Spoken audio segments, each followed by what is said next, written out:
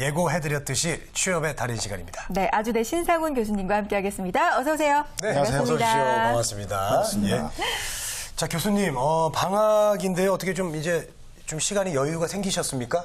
대부분 저를 만나면 그렇게 질문하십니다. 네. 그런데 오히려 더 방학 때 더 바빠진 것 같아요. 그래요? 왜요? 이번 학기는 이제 그 별도의 그 스터디를 하는 학생들을 제가 지도를 하고 있기 때문에 화, 수, 목 계속해서 학교를 나가야 합니다. 그래서 월요일날은 또 방송하고 그러니까 일주일이 학기 때보다 더 바쁜 것 같아요. 그렇군요. 방학에 더 바쁜 교수님 모시고 자 오늘은 어떤 주제로 그리고 또 이야기를 나눌지. 방학이라서 그런지 셔츠 이렇게 또 편하게 고셔서 한 5년은 더 젊어 보이시네요. 더 영해지셨어요. 방학이라서 편하게. 예, 알겠습니다. 자, 오늘의 주제 화면으로 함께 알아보겠습니다. 네.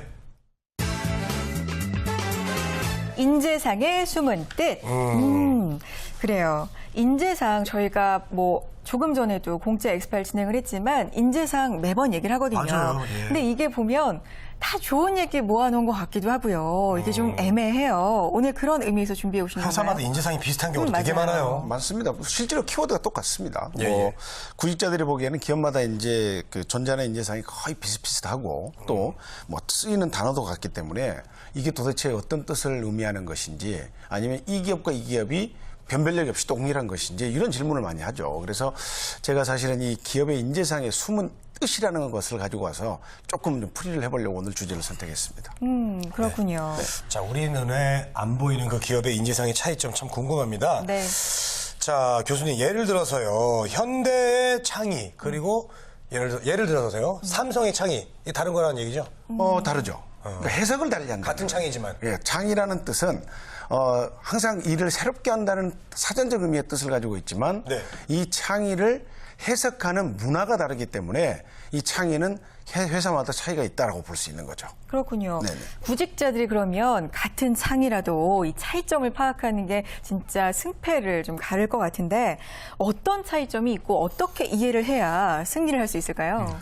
제가 이제 문화라는 이야기를 했죠. 그런데 문화는 고유한 기업만이 가지고 있는 어떤 특징을 반영하는 것입니다. 그래서 그 특징을 제대로 알고 있다면 아마 합격의 우선권에 들 수 있다는 거죠. 그래서 오늘 제가 가지고 온 키워드는 사실 MC분께서 질문을 하시겠지만 굉장히 좀 센세이션한 키워드였습니다. 그래서 이게 그 한자로 5글자로 되어 있는데 네. 이거를 그때 당시에 받아들일 때는 굉장히 파격이었던 거죠. 오늘 그 이야기를 좀 나눠볼까 합니다.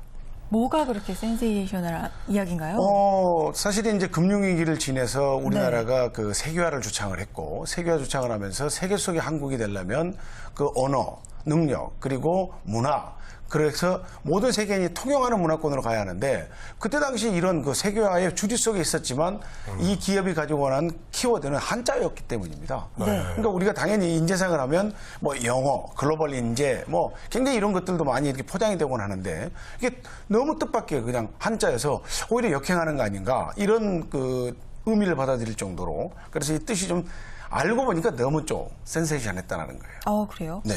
뭔데요? 알려주세요, 이제. 이른바 이제 지, 행, 용, 훈, 평이라는 거죠. 네. 이 5가지로 차세대 리더가 우리 회사에 들어오려면 꼭 가져야 될 덕목이다. 이렇게 해서 딱 공표를 해버린 겁니다. 이거 저 들어본 것 같은데 이게 어떤 기업의 리더가 한 말이죠. 네, 맞습니다. 그쵸? 삼성의 이건희 회장이 했던 이야기. 지행, 용, 훈, 평. 그럼 하나하나 좀 살펴볼까요? 일단 지하면 네. 이제 지식이 있어야 된다는 그렇죠. 건데 지식은 아주 포괄한 개념의 지식이라고 하는데 이 회사는 그런 지식보다는 직무를 수행하는 지식이 있어야 한다. 그러니까 각자 직무에 따라서 고유한 기능이 있기 마련이라는 거죠. 근데 고유한 기능을 어떻게 설명하냐? 사실 교사의 고유한 기능은 뭡니까? 가르치는 네, 거죠? 가르치는 능력이죠. 근데 거기에 면허가 추가된다는 거예요. 또 임용교사에 합격해야 되기 때문에 또 의사의 고유한 기능은 의술입니다. 말 그대로 그 운동선수의 고유한 기능은 종목에 맞는 특별한 기술이 필요한 거죠. 구직자에게도 가장 필요한 것은 자기가 수행하려고 하는 직무에 맞는 고유한 기능이 필요하다는 거예요. 그 지식입니다. 네. 그리고 두 번째 행은 그 지식을 활용해서 돈을 벌 줄 알아야 한다는 거죠. 그러니까 이게 이제 움직이는 동적인 영역인데 어떤 기업들이 수익을 내지 못하면 아무 소용이 없습니다. 그렇죠. 그죠? 돈을 벌지 못하면 리더가 아니라는 거죠. 그리고 세 번째, 재곤 MC는 이게 용이 무슨 용인 것 같아요? 용이요? 네, 쓸 용인데 네. 뭐를 쓴다는 이야기인 것 같습니다. 본인의 능력을 써라? 아니면 돈을 써라? 돈. 예, 예. 이제 대개 학생들을 지도하다 보면 이런 대답을 많이 해요. 학생들이 쓸 용인데, 이게 잘 번 돈을 잘 활용해서 뭐 적절히 쓰지 않겠나. 근데 이거는 좀 거꾸로 해석이 됩니다. 어떻게 인재를 등용할 줄 알아야 한다. 아, 그 얘기예요? 인재. 왜냐하면 향후의 리더는 사람을 골라 뽑을 수 있어야 된다는 거죠. 예. 이렇게 재밌는 일화가 있는데요. 물론 이제 삼성의 인재상을 제가 이야기하고 있긴 하지만 현대그룹의 창시자 고 정주영 회장께서 젊어서 이제 정비센터를 운영할 때입니다. 이게 아주 적은 규모인데 오전에 이제 조회를 마치고 잠시 출타를 하고 오니까 공장이 없어져 버린 거예요. 직원이 실수로 불을 내버렸어요. 예. 이 연기만 모락모락 나고 있는 거죠. 근데 불을 낸 직원은 그냥 죽고 싶은 심정뿐이었죠. 그쵸. 난 이제 죽었다. 정종 회장이 카리스마가 오죽했습니까? 뭐 옛날에 신입사원들 데리고 씨름까지 하고 막 그랬다는 분인데 사실 한번 떨고 있었던 거죠. 누가 그랬냐? 예, 회장님 제가 그랬습니다. 저를 죽여주십시오. 한참을 망설이더니 자, 오늘 우리 회사에서 막걸리 파티를 할 거다. 막걸리 파티요? 막걸리 파티요? 불이 났는데? 불이 다 없어졌는데. 왜요? 난 너 때문에 이 공장 다시 지을랜다. 그런데 네 때문에 철거 비용이 들지 않았다. 그 비용으로 오늘 막걸리 파티를 하겠다. 멋있네. 오히려 그때 사람을 나무래고 이 사람을 징계를 했다면 이 사람은 더 이상 회사에 있지 않겠죠. 그래서 후문입니다. 이 정종 회장이 돌아가셨을 때도 묘지기를 했다는 후문도 있고요. 이게 이제 후문이고 확인된 말은 없는데 이렇게 충성을 했다라는 거죠. 충성을 했다는 배경은 끝까지 사람을 믿었다. 그래서 아주 재밌는 일화가 있습니다. 사람을 쓰려거든 믿을 만한 사람을 써라. 그러나 썼으면 믿어라. 신뢰. 그래서 이 용은 인재를 등용할 줄 알아야 한다는 거죠. 그렇군요. 용이 그러니까 사람을 잘 쓴다는 얘기고 후는 뭐예요, 그러면 교수님? 이 운은 이제 지, 행, 용 세 가지를 네. 예. 조직이나 집단이나 그 다음에 후배들에게 가르칠 줄 알아야 한다. 전이시킬 줄 알아야 한다. 그렇군요. 그래서 문화를 계속 만들어 가야 된다는 거죠. 그래서 이거는 교육을 통해서 전이를 시켜라. 예, 훈입니다. 그렇군요. 네. 마지막 키워드가 그리고 평이에요. 평. 네네네네. 이게 뭐 평하다, 평가하다 이런 의미잖아요. 뭘 평가한다는 평이한데요? 걸까요? 우리 기업에서 사실 좀 부족합니다. 이게 제대로 사람을 평가를 하고 보상이나 채찍이 필요한데 네. 사실은 그 평가가 부재된 상태에서 보장이나 채찍을 한다는 거죠. 일일비합니다. 잘하면 해외 연수 보내주고 칭찬해주고 네. 그다음에 못하면 네. 이 사람을 과감히 정리를 해버리는 거죠. 예. 그러니까 이게 정지만 있는 능사가 아니라는 거죠. 그런데 정리를 할 때 정리의 배경이 되는 평가 기준이 무엇이었느냐. 이 문제 제기를 많이 하죠. 네. 그래서 이제 IMF 이후에 외국 기업들이 많이 들어오면서 우리나라도 이 평가라는 것들을 재인식하기 시작을 했습니다. 그래서 명확한 평가의 툴을 가지고 특정이 주관이 개입지 않도록 객관화된 자료를 통해서 고가라든지 그다음에 연봉이라든지 이런 것들을 반영을 하고 있죠. 그렇게 그거는 교수님이 이제 지금 정착이 잘 안 됐었는데 이제 맞아요. 좀 정착이 되고 있나 봐요. 네, 되고 있습니다. 예. 지행, 용, 훈, 평 요거 중에서 평이 그러니까 우리나라가 가장 좀 정착이 약하다. 네, 안 돼 있다. 지금도 그래요? 현재도 공기업 중심으로는 이 평가 제도라는 게 아주 좀 객관화되어 있는데 네. 이것들이 이제 거의 중소기업까지 우리나라의 기업의 90%를 이루고 있는 중소기업까지는 많은 문화적 전이가 좀 안 돼 있는 것 같아요. 그런데 이제 그도 그럴 것이 뭐 하루 벌어서 하루 먹고 살기도 좀 바쁘기 때문에 뭐 직원들을 교육까지 시키는 것은 엄두도 못 낸다. 이런 사업장이 있긴 하죠. 근데 재미있는 통계도 있습니다. 교육을 많이 시키면 시킬수록 중소기업에서 이직률이 많이 발생합니다. 왜 그럴까요? 좋은 대로 상위 학습터로 가는 거죠, 자꾸. 그렇죠. 그러다 보니까 오히려 이게 교육을 안 시켜버리는 수도 있고요.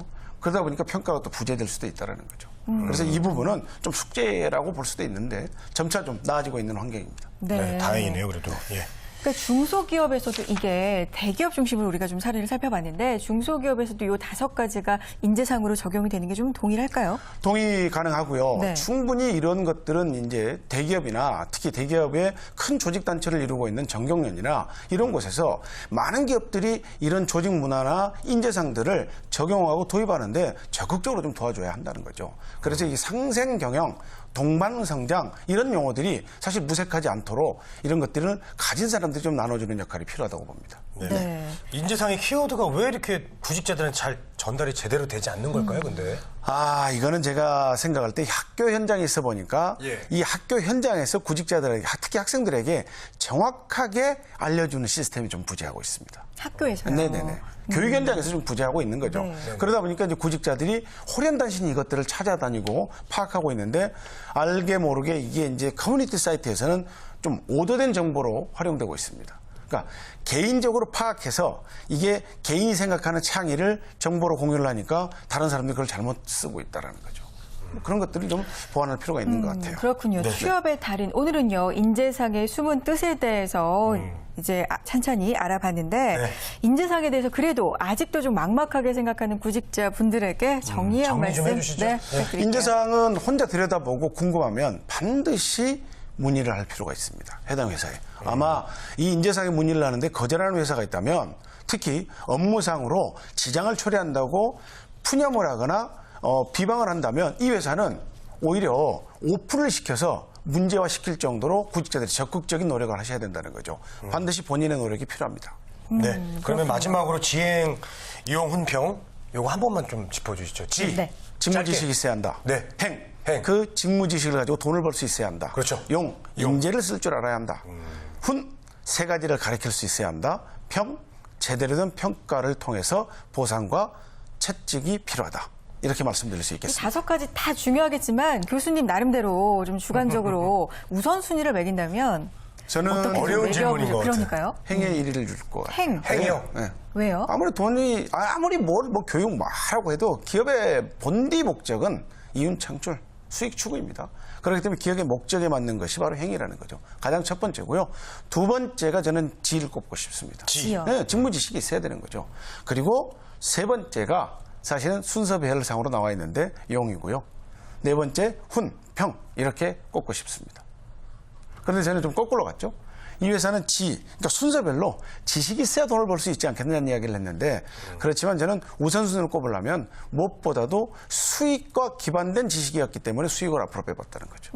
그렇군요. 네. 지행, 용? 근데 예. 훈, 평이었습니다. 가장 교수님이 중요하게 생각하는 건 용이라고. 행이고요. 네. 그러면 우리 학생들이 이런 것들을 갖추려면 어떤 걸 좀 공부를 해야 될까요? 제가 볼 때는 이 키워드를 공부를 하기 위해서는 앞 시간에 아마 뉴스 리포트가 나왔던 것 같은데 취업률을 고려해서 예. 전공을 선택한 학생이 뭐 사실은 월급도 많이 받고 있었죠. 또 취업이 잘 회사에서. 됐다라고 네. 이야기했는데 그거와 조금은 저는 다른 견해인데요.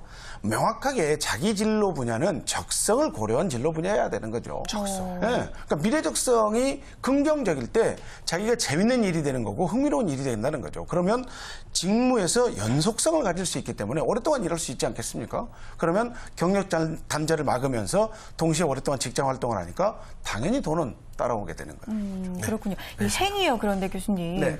아는 걸 실행해서 좀 기업의 수익 창출을 가져올 수 있는 그런 이제 덕목이잖아요. 네네. 근데 학생들 입장에서는 지식을 채우는 건 쉬워도 이걸 수익으로 어떻게 이을 수 있을까? 이건 좀 애매할 것 같거든요. 어떻게 노력하는 게 좋을까요? 그게 경험입니다.